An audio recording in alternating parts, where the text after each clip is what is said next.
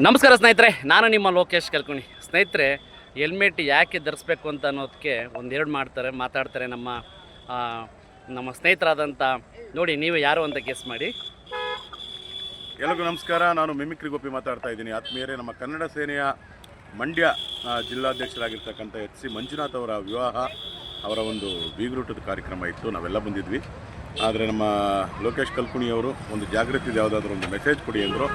ನಾನು ಹೇಳೋದಿಷ್ಟೇ, ಇವ್ರದ್ದು ಮಂಡ್ಯ ಜಿಲ್ಲೆ ಬರ್ತಾ ಇದೆ. ಮಂಡ್ಯ ಜಿಲ್ಲೆ ಅಂತೆಲ್ಲ ಇಡೀ ಇಂಡಿಯಾದಲ್ಲಿ, ಹೊರದೇಶದಲ್ಲಾದರೂ ಸರಿ, ಪ್ರತಿಯೊಬ್ಬರು ಟೂ ವೀಲರ್ ರೈಡ್ ಮಾಡಬೇಕಾದ್ರೆ ಹೆಲ್ಮೆಟ್ ಹಾಕಿ, ಹಿಂಬದಿ ಸವಾರಿಗೆ ಹೆಲ್ಮೆಟ್ ಹಾಕಿ, ಮಕ್ಕಳಿದ್ರೆ ಮಕ್ಕಳೇ ಹೆಲ್ಮೆಟ್ ಹಾಕಿ, ಹಾಗೆಯೇ ಕಾರಲ್ಲಿ ಓಡಾಡಬೇಕಾದ್ರೆ ತಮ್ಮ ಸೀಟ್ ಬೆಲ್ಟ್ ಹಾಕಿ ಚಾಲನೆ ಮಾಡಿ.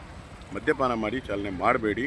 ಯಾಕಂದರೆ ಮನೆಯಲ್ಲಿ ನಿಮಗೋಸ್ಕರ ಜೀವ ಕಾಯ್ತಾ ಇರುತ್ತೆ. ಒಳ್ಳೆಯದಾಗಲಿ. ಎಲ್ಲರಿಗೂ ನಮಸ್ಕಾರ. ಒಳ್ಳೆ ಬೀಗ್ ರೂಟ್ ಆಗಿದೆ.